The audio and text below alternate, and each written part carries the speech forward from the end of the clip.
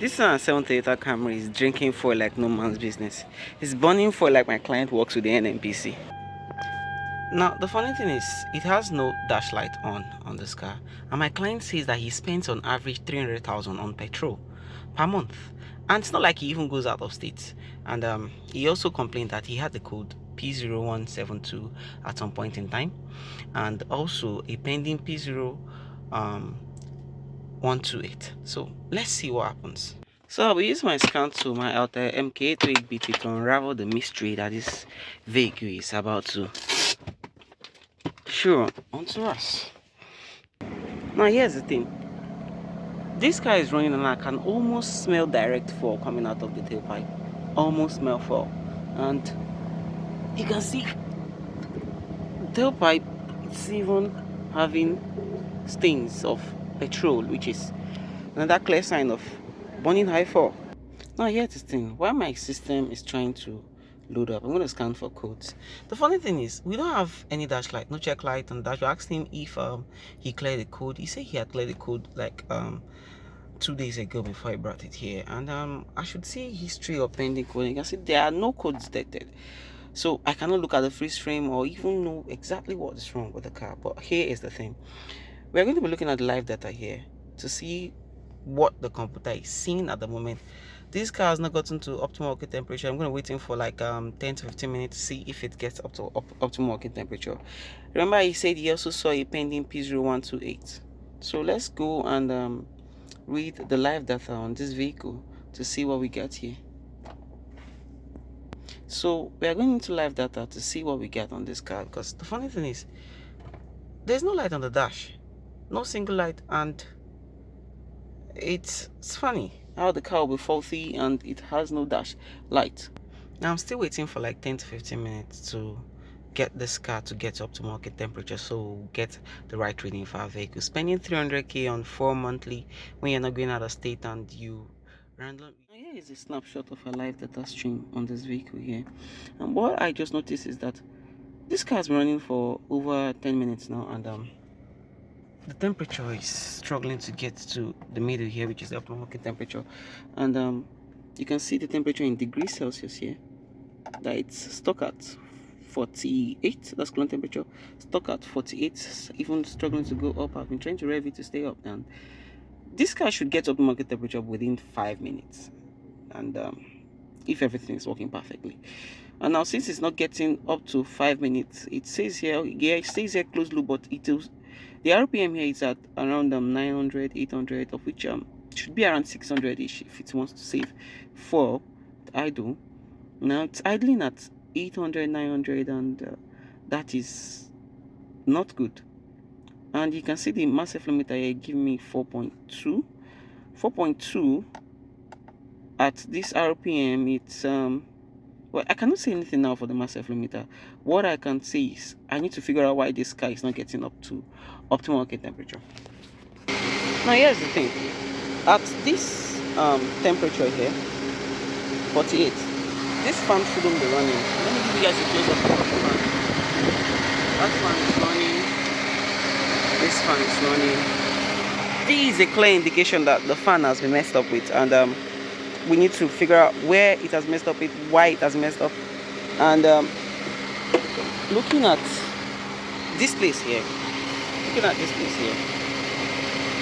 this is the fan control circuit here on this fuse box here. You can see fan, main fan, and yeah, this is the fan control. This tree relay controls the fan, and I think what they did here is this wire here is a ground wire, and this fan here is ground side control. So I think what they did is they just permanently grounded these two relays on ignition, so that whenever you turn on your ignition, this fan will just pick up at once. Probably they were trying to mitigate for a past overheat, or thinking that the fan turning on and off would cause overheat or something, because there is this notion that if the fan doesn't run steady, that the car is going to overheat. Whereas if the fan is running steady, there is a high chance that you wear out your brushes on the fan, and hence the fan will not even last as long as it should.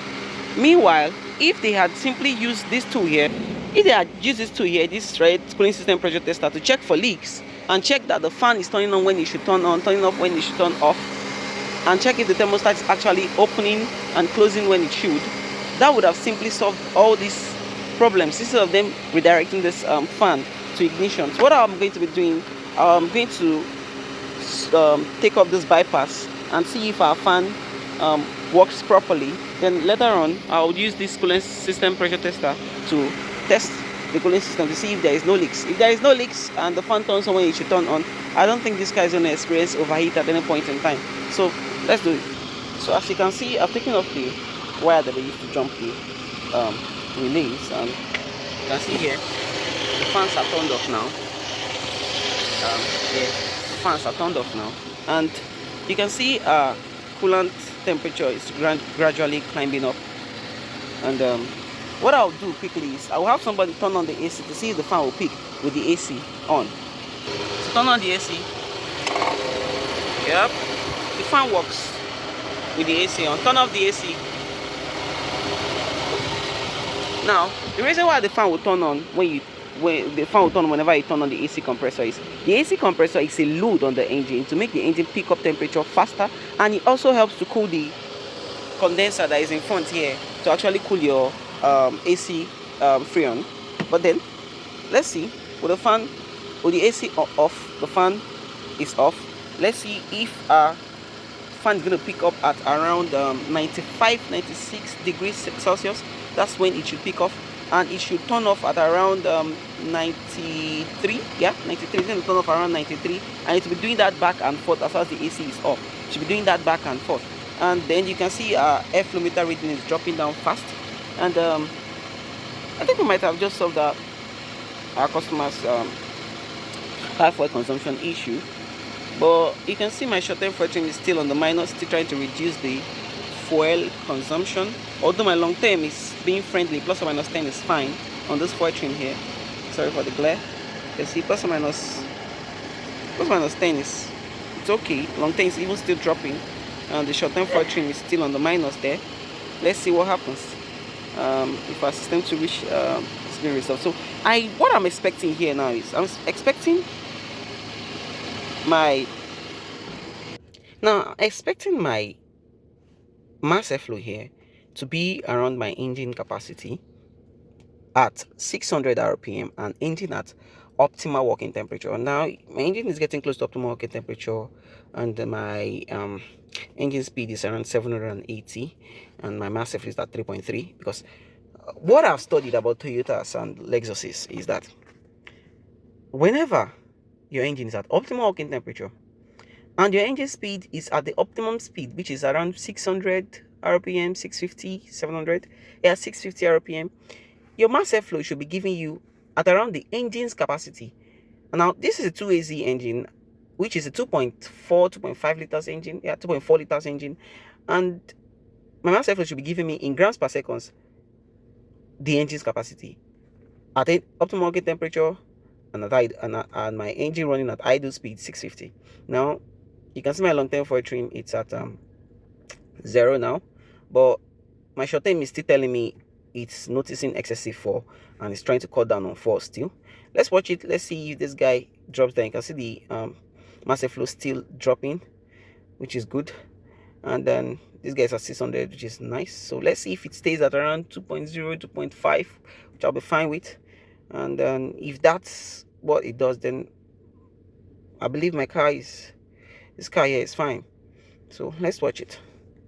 Yeah, so the vehicle is about to get to optimal working temperature. This is 94 degrees, and my mass airflow is at 2.7. Let me quickly take us out to see if the fan will peak at around 95 degrees Celsius. Sorry. So here we go. You can see the fan is still, there is still turned up, and my optimal working temperature is close. And yep, that's the fan spinning. Both fans are spinning, and you can see the temperature here that it spins at around 95. You can see it is at 95 degrees Celsius, coolant temperature 95, and this is 93, 92, 91, and that's it. You can see the fan turning off. Both fans a spin off. That's it. You can see both fans are spinned off, and that's how it should work. Now here's the problem. Sometimes technicians will think that keeping the fan on direct running would save the customer from experiencing overheat, whereas just checking the car for leaks, checking the fan working properly, and checking if the thermostat opens is all they need to do. If you do all that and all that checks perfectly fine, the car is going to go through heaven and hell if the brakes are not seizing down without going through overheat, regardless of region. But now the thing is, doing that, keeping the fan, bypassing the fan, will make this car struggle to get up to working temperature. Hence, the engine speed will be high, and the engine speed is high, it will point in more fuel, and the fuel trim is going to be high. You can see the fuel trim now is at 0, which is balanced, and my mass flow meter is close to engine capacity, which is this is a 2.4, 2.7. No, this is a 2.4 liters engine. It's a 2.4 liters engine. I'm going to confirm that. So confirming this now, you can see this is a 2.4 liters engine there.